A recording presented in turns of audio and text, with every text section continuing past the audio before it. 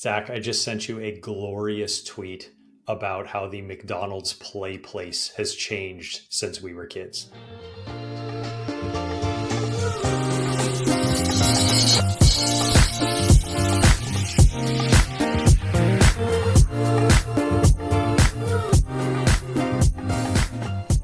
Gabe, when you send me a glorious tweet, I expect an Excel meme or something, but Usually that's what I'm sending you. but hey, this is not the play place that I remember. So I don't know what's changed here in the last few years, Gabe, but man, we got to go back. I think kids have gotten lazy, is basically, and parents have gotten lazy too. Let's be real. So, I mean, they're at McDonald's, like let's be well, honest. this is true. Ironically, my kids sort of hate McDonald's. Every once in a while, they'll ask for it, and then if I say yes, they immediately regret it because they realize they don't like it. But the picture that was in the tweet that I sent to Zach was a McDonald's play place, and the play place was literally two chairs shoved in the corner of a McDonald's, sitting in front of two iPads.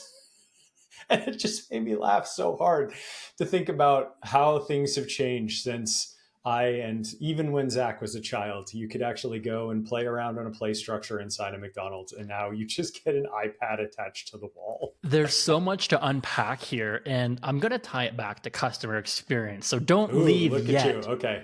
But the first thing I thought of there, Gabe, was your kids not liking McDonald's. Do they like the fries at least? Because like I feel like that's why I go. Like if I need like a sweet treat, sometimes French fries and like a Sprite at McDonald's is all you need.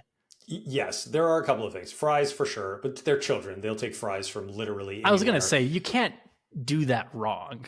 Exactly. It's pretty hard to screw that up. And the shakes. Every once in a while, my wife will take the kids to go get a milkshake from McDonald's if the ice cream machine is working. But that's really the only appeal for them. Yeah, The Founder, great movie on Netflix, by the way. Totally off topic though, but back to McDonald's, which is also off topic. But the It customer is. experience angle. I don't know if you've been to a McDonald's recently or what the McDonald's is like in your area, but when you walk in and they have the big digital displays where you can like touch screen and do your food. That's assuming you don't use the app. Number one, can we just appreciate how nice of a customer experience that is? It is pretty solid. Yeah, I don't think I've been in one in a while, but even on the outside when you're going through the drive-through, there's the nice digital displays for you to interact with, which is a significantly better improvement. Back in over what college, they had that's what we before. do. We'd go and we'd all a whole group of us would just go to the touchscreens and customize our meals, and There you there's go. dinner. Now we are more mature and You have use to the say app. mature. I was Zach, I was mature. trying to remember Gabe the pronunciation on that, but yeah, now we use the app as one should. That's assuming you have an app, and also assuming it's not garbage, which is what we want to talk about today. Not so much with the app, but more with the digital buyer flow. This is something that we all experience. I'm going to say every day. We all buy stuff every week, even. And Gabe, when we talk about the buyer flow, we work in the broadband space, so I feel like we'll have a lot of broadband examples today. But I kind of I had the thought here, and I put it in our podcast notes. But I said, "Are your customers stuck in a maze?" And not to like pat myself on the back, but I really love that. I agree. I saw that title and I was like, "Ooh, that's a good one," because it does feel like that sometimes. When you're going through these journeys of trying to actually make a purchase, it can be very confusing, and you end up in one page that doesn't have a call to action back to another page where you can actually buy, and it can get very convoluted, especially when you're selling multiple services. I was having this conversation with a customer recently where they have a managed Wi-Fi service and they have a page for that managed Wi-Fi service. But once you actually get into the purchase flow to buy internet and you have the option to add on managed Wi-Fi, there's no discussion about the benefits of managed Wi-Fi.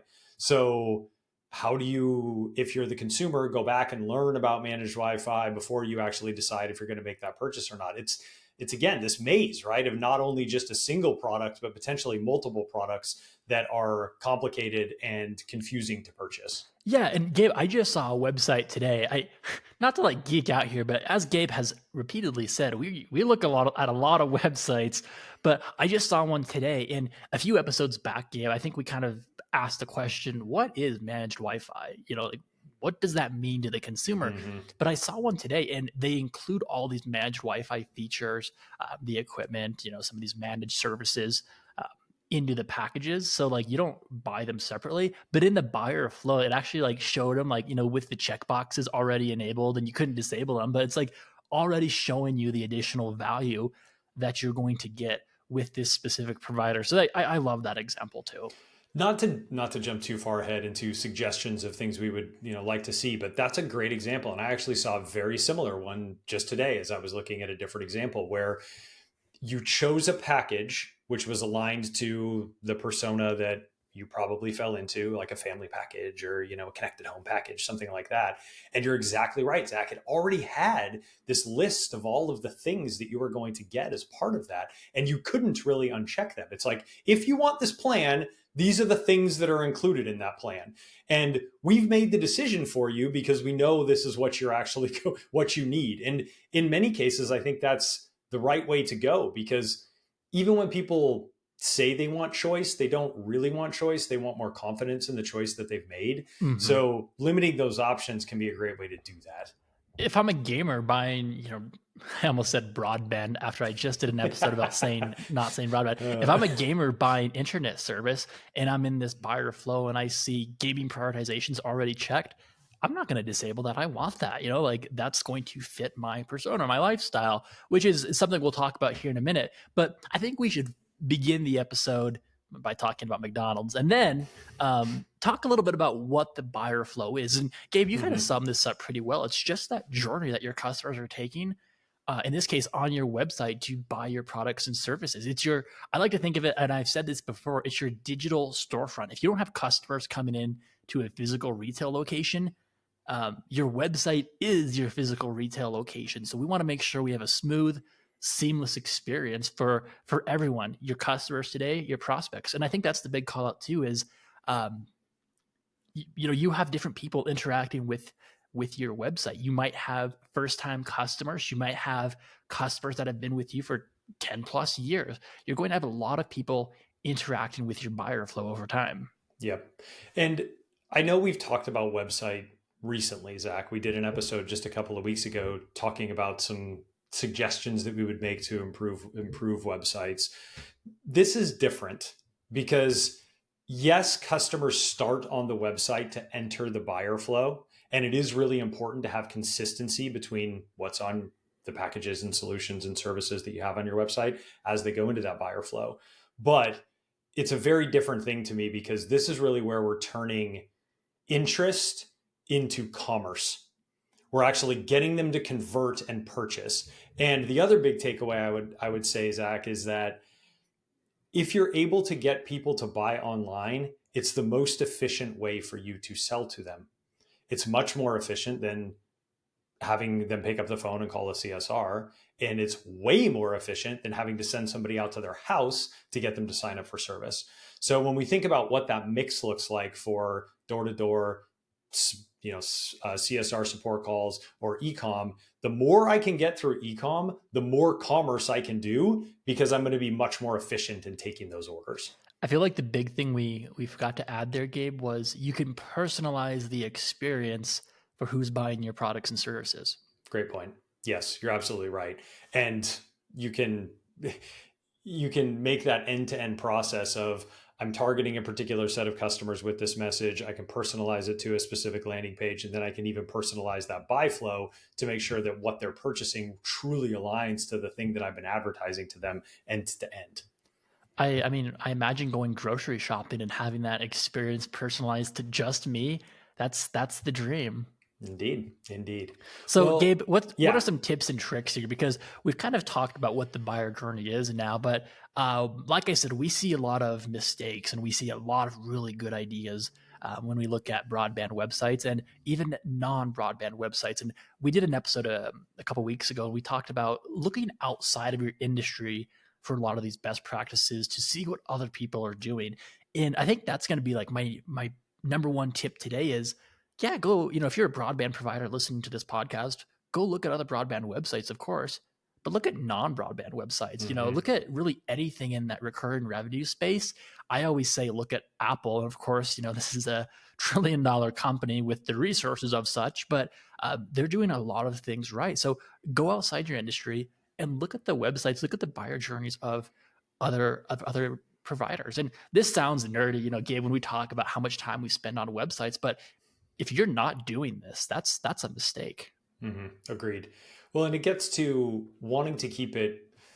The reason that you want to look outside of the industry is because when you're operating in an industry, you understand the technical components of that industry generally, or at least a lot more than the public does, right? Than a general consumer or an average consumer does. It's nice to put yourself in the shoes of the average consumer by going out and looking at an industry that you maybe don't know as much about and start to look at the technical ways that they talk about the industry that they're in and be like, wow, that's really confusing for me. How can I flip that around to the industry that we're operating in the broadband or internet service provider space?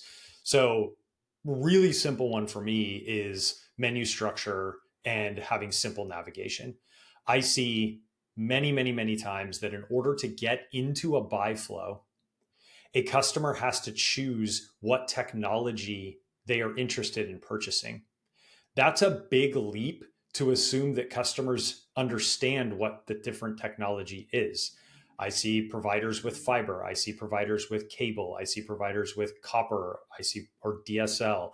I see some providers still with fixed wireless.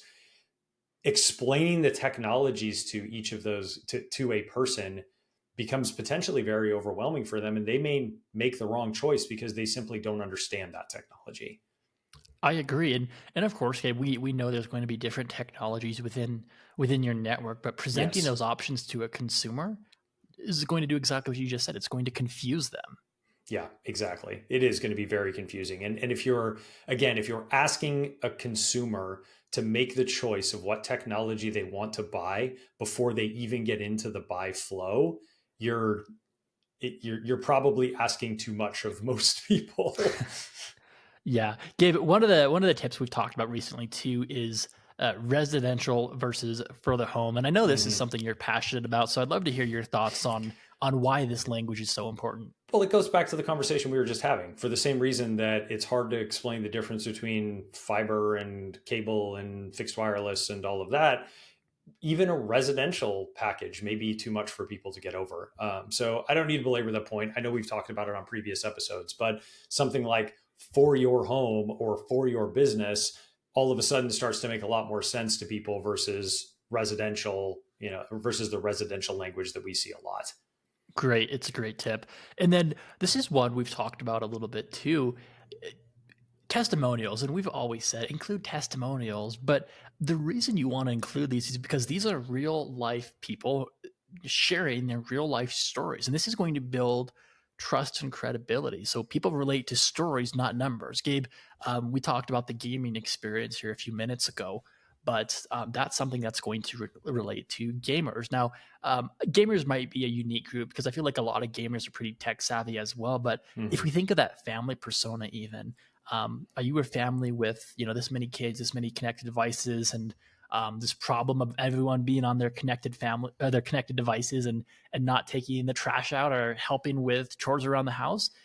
Is that your story, or do you want to say, hey, if you're a family, you should sign up for our 500 megabit per second plan? Yep. I think the choice is pretty clear.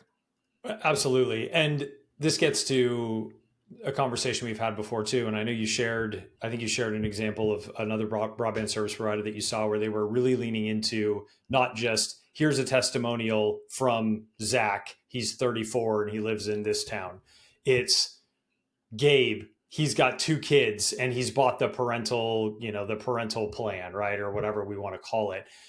I love the idea too of forklifting those. A lot of people put social proof on their website. I don't know that I've ever seen social proof in a buy flow. What do people want when they're making a purchase? They want to make sure that they're making the right decision and that they're confident in that purchase. What's going to give them additional confidence? Seeing other people like them who made that same purchase. So I would love to see, if you're selling a parent plan or a gamer plan or a work from home plan, whatever, have social proof embedded into the buy flow in those direct quotes so that I could pretty much guarantee you there's going to be less fall off if you're embedding that social proof in the buy flow, because people are going to have that confidence that they're making the right decision because they're seeing people like them who have also purchased that same product. Exactly, Gabe. And I think that kind of leads into the next thing here is when you actually showcase your offers. And we did a few episodes a while back, Gabe. If you want to find them, they're called Decoding Dollars, all about pricing psychology. And I know we'll have some more in the future as well. But now that we're in your buying flow, what are some of the best practices? I think the biggest one here, and Gabe, every company does this or should be doing this, but decoy pricing. How are we going to make a specific tier more attractive? Yeah, and the simplest version of this is 3 service tiers: small, medium, large, where the medium is priced very closely to the large if you want people to buy the large. So it's how do I make it look like the one I want people to buy is really the best possible deal and decision, because the middle one would be stupid. Like why wouldn't I pay a couple of dollars more to get the best versus paying a significantly higher price than the small for something that may not necessarily be as good as the large. And this is actually a talking point I wanted to share later on, but we'll fit it in now. But customers they like value. They don't always want the cheapest plan. They want something that's going to be relatable and best fit their lifestyle. So when we talked about those lifestyle plans, Gabe, with the family or the gamer, people will self-identify with these lifestyles, not bits and bytes. So when we start thinking about numbers and what we're selling, again, people don't always want that cheapest option. They want value. Absolutely. Well, and this gets to the next one, Zach, of anchoring. And this is another great opportunity, I believe, in the buy flow to anchor your promotional price, if you are doing promotional pricing, to what the original price would be, to increase what the perception of value to the customer. I'll give what I think is a really good example for this. Again, this just came up in a conversation I was having with a customer today. This particular customer doesn't charge for installation. And in their buy flow, there's a little bullet that just says free installation. Well, I'd much rather see a situation where it's $100 installation slash $100 discount free, right? You're putting a dollar amount in the mind of the customer so that they're thinking, oh, wow, this is a really good deal. In that particular example as well, that company was competing against a very large national service provider who charged $100 for an install. And they even charged like $35 or $40 for a self-install. So if you're competing against a company who's charging for install services, it's a great opportunity to slash that out, show value, and instead of just saying it's free, because then the customer doesn't think that there's any value associated with it. Yeah, and that will, when you say something is free, the customer can interpret that free or interpret that value however they want. So that could be a $300 value, but they don't know that. So Gabe, that's a fantastic example as well. Another one we have here, ascending versus descending order on your website, that really helps drive a higher ARPU by positioning those ones perhaps on the left side of your screen. So as you read left to right, the prices descend. I see this a lot now, Gabe. It's also a best practice I share. So I'm glad to see it take shape a little bit as well. But I mean, you can go to a lot of different websites today, especially recurring revenue SaaS websites, and you'll see this exact same thing. It's tax season. If you're using an online platform to fill out your taxes, I saw this just a few weeks ago. So, well, let's be honest, I did my tax a few months ago because the accountant in me was geeking out. But you'll see this across more websites, especially now that we've pointed that out, I think. Yeah, I agree. I'm seeing it more and more often now as well.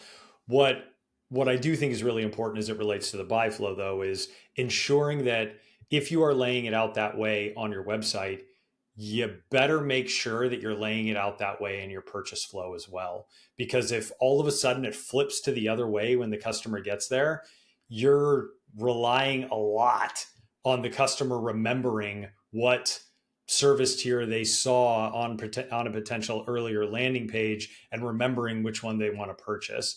I would also say that making sure that whatever language you're using to describe the service on your main page is consistent when you get to that purchase flow as well. We've got to remove the number of brain cells that it takes for our customers to make these purchases. And if we're asking them to remember all the way back to maybe 2 minutes ago or 3 minutes ago when they were on that landing page, that's frankly a lot to ask from people. I I agree, Gabe, and I've seen cases where it's flip flopped, and even Seen that me too. as someone who's testing out the website, I click into what I think is the high ARPU service tier, only to realize it flipped on me, and now I'm in the lowest. So if I was the consumer checking out, well, great, you just lost $20 a month because of this change in your website, which kind of leads us into the last one we wanted to just high level talk about today. Again, go back to those decoding dollar episodes for more information here. But charm pricing, Gabe, this is pricing that ends in 99 cents versus 0 cents. Yep. Yeah. And it really depends on, again, we talked about this in more detail on that episode, but it really depends on what price point you're starting with and whether you're over or under $100 and whether you should be, kind of rounding to that nearest whole cents, or whether the 99 makes sense. So again, go back, listen to that episode. There's more details there. But if you're the one thing I'll just mention here is that if you're doing round whole numbers, there is a perception that that is a premium offer. And if you're a premium provider and you want to be perceived that way, then you should be doing whole numbers. Like our friends at Apple, Zach, a MacBook is not $1,299.99. It's $1,300. And they're doing that specifically because they want to be perceived as a premium brand. I think of like even their HomePods. That's the last thing I bought from Apple. It was $99. There was no like $99.99. Yeah. Again, Apple showcasing themselves as that premium brand. And keep in mind with Apple, they have a smaller percent of the market share, but they have the majority of the revenue in this business. So there's that premium brand implementing some of these best practices. Of course, listening to Gabe and I's podcast. But Gabe, one of the last things here I want to talk about as a mistake or as a best practice here is when people hide their pricing itself behind the address input, that address search. Yeah. I understand that we need to potentially hide specific price or specific options behind an address search if there's different options that are being offered in different markets, things like that. But even in situations where maybe you have a competitive and a non-competitive area, put a range. Just put a range. That's okay, right? But at least if people understand what that range is, then they're at least getting some level of information before they give you an address. I'm not going to give you my address, or I'm not, and I'm sure as hell I'm not going to give you my contact information for the privilege of you telling me what the price is that I can pay. There's no way I'm doing that. And I see over and over again that people are asking for a tremendous amount of information for even the privilege of understanding what the price is to purchase from a particular provider. Again, you're not going to sell through e-com if you're asking people for a whole bunch of information before you tell them what the price is going to be. That brings up a great point too, Gabe. And when we do these buyer flows, there's a certain amount of information we should collect, especially as marketers, if we want to look at some of these abandoned cart initiatives as well. But asking too much information is a problem by itself. Yes. Yeah, I understand that you want to collect information so that you can do abandoned cart and things like that. Totally get it. But if you're asking people for, what would you say, Zach? More than 3 things? I mean, I feel like name, email, and maybe phone number. I'm much more reticent to give my phone number than I am my email address. So I would say in most cases, that's interesting because I would rather not give my phone number, but I guess. Well, no, that's what I'm saying. I think we're saying the same thing. Oh, okay. I would much rather give my email address than my phone number. I'm much less likely to continue through a purchase process if you ask me for my phone number. And that reminds me, Gabe, when I was car shopping, there was one brand in particular who I won't mention, but you'd fill out the form on their website, name, email, phone, and then it would be a checkbox. It would say communication preference, email, phone, or text, right? I would always select email or text. I never select call. The first thing, and this happened on multiple touch points, the first thing they do is call me. And I'm like, are you guys using this information, number one? But I've always told people that I think personal phone calls are this is going to be the hot take on the podcast that we lose a viewer on, but I think personal phone calls are intrusive. They're rude. You know, I'm calling someone out of the blue to interrupt their day. Now, if you text me and say, "Hey, you got a minute to talk?" You know, that's great. Yeah, I'll find a minute. Now, of course, if it's a business call, that's totally different. Call me whenever you want. But if you're calling to chat about the weather, or, you know, whatever, man, I don't know. Don't give out my phone number. That's such a generational thing, though, man. I feel like because you grew up in the text message generation, that's just where it's at. Like I remember still having to send text messages with the super janky flip phones where you'd have to like press the thing 3 times to go from, you know, A to C and things like that. That was the text messaging that I started on. So I think that's more of a generational thing than it is anything else. I would love to like test out like a flip phone with like that kind of keypad, because I can't imagine I can't imagine I'd be efficient. Even now, I'll admit, like, I often, especially when I'm driving, well, actually only when I'm driving, I should say, but I'm a huge fan of using like Siri to send my text messages too. So, the way people communicate and interact obviously is going to be different. But I mean, if you're going to ask for a communication preference, let's honor that. Well, and that perfectly drives us to the next topic, Zach, which is, okay, I've made the purchase. Now, what is my Now, what are the follow-up communications going to be? And again, if you have asked somebody, what is your communication preference? You better honor that, right? Because it is very frustrating when it's like, you asked me for this information. Why are you not honoring the fact that I said, please text me or, send me an email? Like that is very intrusive and almost offensive. And on the opposite side too of that, Gabe, if you've collected this information and you're able to use that for your marketing and communication purposes, you better use that, right? Like if I schedule service today for an install that's 2 weeks from now, you need to have touch points between now and that 2 weeks notice. Gabe, I remember a few years ago, you mentioned you had, I can't remember if it was like a plumber come into your house or some kind of maintenance or something, but you mentioned it had like the location tracking or like the updates of, I think it was text message updates. I think that's a fantastic customer experience. You're leveraging that, I don't know if I want to say that's the initial touch point, but this could be the first person at the BSP you interact with, leveraging that to, educate them, keep them in the loop. When my fiber provider came and overbuilt my town, they were providing construction updates. Of course, I think that's great as well, especially if you sign up for service and construction is not quite ready, or even if construction is ready and they just have to bring it from the pedestal into your home, letting the customer know what this process is going to look like. I've seen some BSPs, they have like a FAQ page where it's like, hey, you signed up for service, here's the next steps, because people are going to be, perhaps running cable through your lawn or mounting a box on the side of your house or, drilling into your house. So there's going to be a lot of questions. So you have the opportunity to leverage that communication information we've collected to have that touch point with your customer and to educate them on the process. And it also builds trust, because now my BSP is going to be reaching out to me through these channels. This is what their communications look like.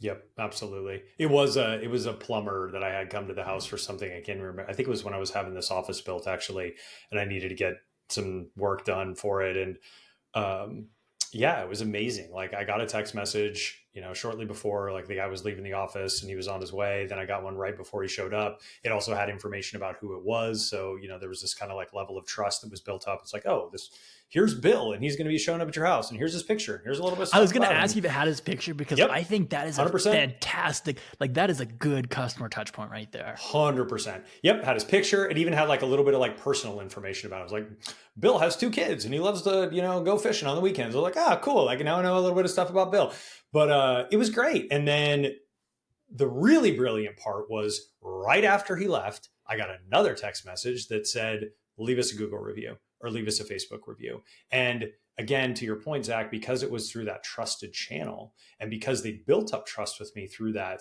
experience, I was so much more likely. And I actually did go on and leave a really good review because I had a really good experience. And it all started with that digital touch point before they actually showed up at my house. I mentioned customer education in there too somewhere. And again, looking at the broadband space, but of course, other industries as well. If you have an app, this is a great time to encourage people to download the app. When I signed up for my broadband service, I downloaded the app before, like a month before they were even at my house. Like I had the app on my phone and I was ready to go. I was ready to scan my equipment in and have that connected. But looking at your app as well, if you have parents buying a family plan, if you're the gamer buying the gaming plan, have that educational campaign. Hey, if you download our app, you can do X, Y, Z. You can protect your family, set time limits, um, prioritize your gaming traffic, block threats, do all of this. Add that value into, hey, I just made a purchasing decision. This is what I can do with the app. I better go download the app. And then, of course, in the broadband space, now that I've installed the app here a few days later, I can connect that and I'm ready to go on day one. Yeah, absolutely. Yeah, it's again, it's validating the decision that the person made. And to your point, Zach, kind of personalizing that experience back through. If I bought the parent plan, let's educate them about, what the things are that they can do to protect their family from the terrifying world that is the internet. And I realize this topic may seem similar to conversations that Zach and I have had before, but to me, it's very different because yes, we've talked about website. Yes, we've talked about app-based communications, but the purchase process is one that I think just gets so overlooked in our industry in general. And it's like all the website stuff gets improved. Maybe some communication gets improved on the back end so that you're sending text messages to people or communicating through the app. But there's this big middle part where the customer's actually buying the thing that you're selling, and it ends up being a complete debacle. Gabe, I think you just said it best here. And to wrap it up here, cool. We've purchased service, we've made it through that flow. We are customers now. Well, now what? Do we just kind of walk away? Is that the end of our relationship? No, that's far from it. I think that regular communication cadence needs to be your next step. Customer education, how to get the most value out of your services, how to pay a bill. If you have a billing app, how to download that app. Like keeping these touch points and leveraging these touch points to improve that customer experience, that's going to be huge. With that too, um, proactive issue resolution. You have a new customer. This is a critical time to keep them happy. If you're a new customer and you're having problems with your service, are you going to suffer in silence? Are you going to cancel? We don't want that. So we want to make sure that we're leveraging the data we have to be proactive in our communications. And then, of course, Gabe, as you have that more mature customer, upsell opportunities. Great. I want to talk about this one. Yeah, great. You've been with us for a while now, and perhaps we're using the data on the back end to identify these upsell, cross-sell opportunities. That's a huge opportunity for you as the BSP with this new customer. Yep. Yeah. And just to top up on that one for a moment, because I'm a bit of a lunatic about this topic. So this is a great way to drive incremental ARPU and incremental stickiness with your customers. But again, going back to the buy flow conversation, this is often where it's not a very automated process. If I've got an upsell that I want to make to a customer, either upselling them to a higher service tier or a different service, or cross-selling them into another service that I have since launched, since they maybe became a customer, or something that I think is now relevant for them, why am I going to make it hard for them to buy? I need to drive them back through a very efficient e-commerce buy flow to get them to purchase that, whatever it is that I'm trying to sell to them. Don't make them pick up the phone and call somebody. Don't make them fill out a form to then wait for somebody to call them back. Like, let's figure out a way to make our e-com sites work better and more efficiently so that I can drive those upsell people directly into that flow also. That's great insight, Gabe. And then finally, anniversary and loyalty. If you've been a customer for 12 months, let's celebrate that. I see a lot of BSPs have that refer a friend or some kind of loyalty program as well. Leverage that as well. And then of course, the only other mistake I feel like we missed was you should have some net promoter score cadence. You should be measuring your subscribers' satisfaction at some point. So you could have that post install CSAT.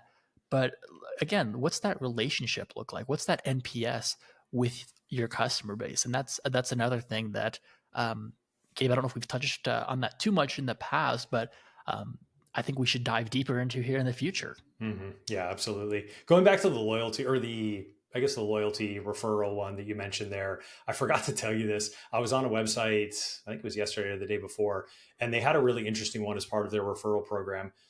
and the way that it was described on the website was get your internet for free.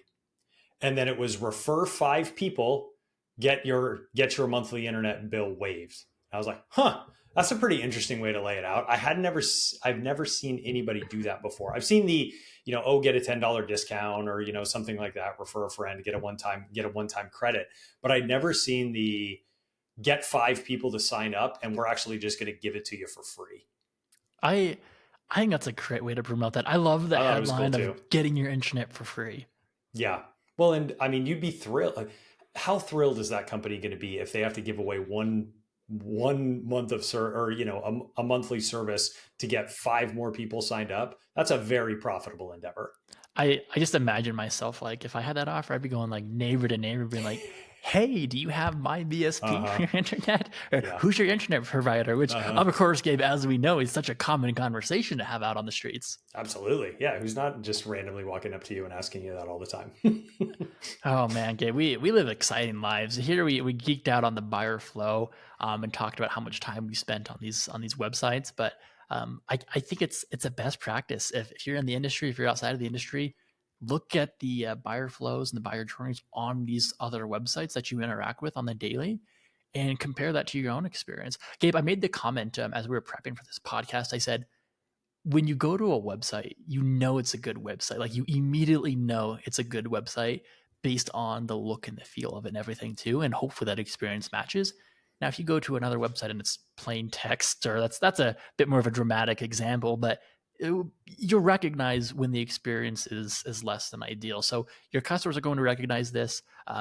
Us as marketers or web developers or whomever's developing these flows should really take a look outside of the industry, see what other people are doing. Gabe, I mentioned the one broadband provider who has the one click buy. You go onto the website, buy with Apple Pay, fills in your address, fills in your payment info, and that's the one click. That is the buyer journey. I think that is, of course, it could be generational, but like for me, I'm like, good, we're good to go. For some, that may be like, oh, I need to validate what I'm buying, this. But I think that's an ideal experience as well. It's simple, it's intuitive, and it's one click. Couldn't agree more. The less clicks I have to take to buy something, the better off everybody is going to be.